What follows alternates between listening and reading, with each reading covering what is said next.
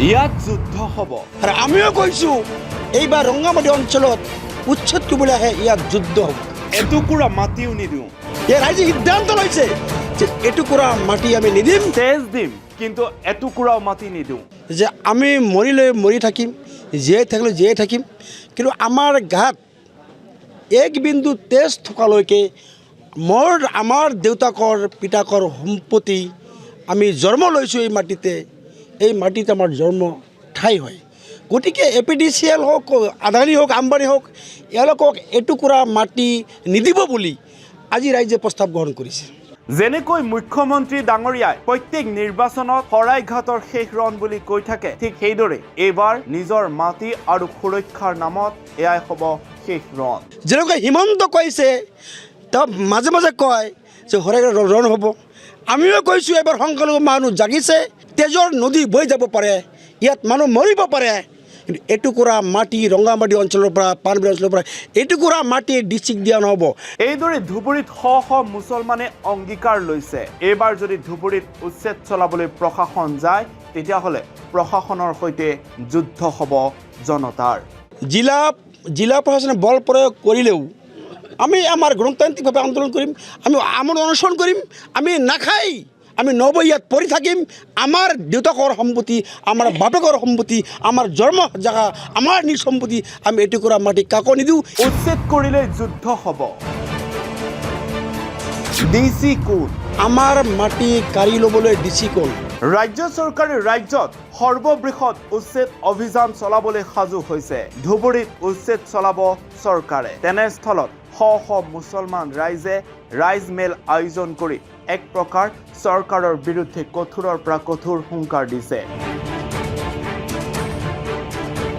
শেষ বিন্দু তেজ থকালৈকে চৰকাৰ তথা প্ৰশাসনৰ সৈতে যুদ্ধ কৰা হ'ব। উচ্ছেদস্থলীত কুৰুক্ষেত্ৰৰ মহাৰণ হ'ব।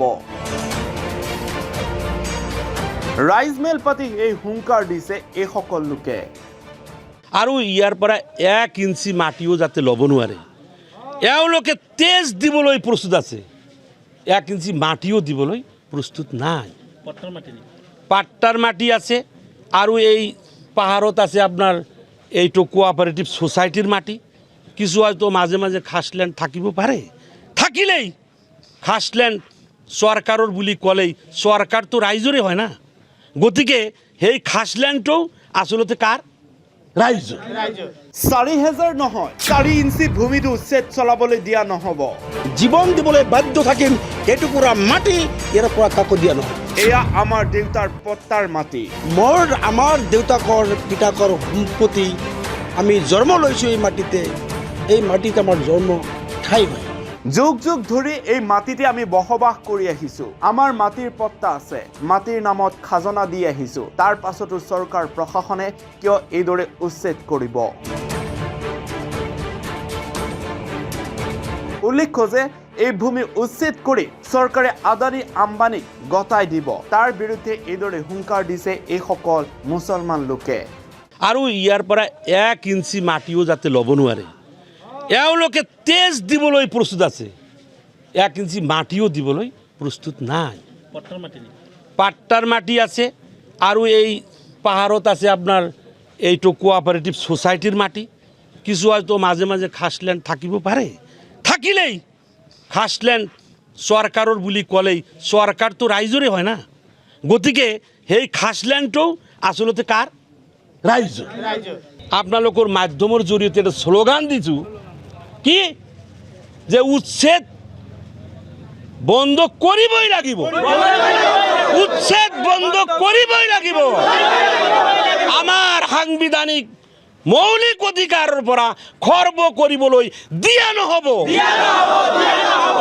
ধুবুৰীৰ পৰা ব্যুৰো ৰিপৰ্ট, ৰিপৰ্টাৰ এনি।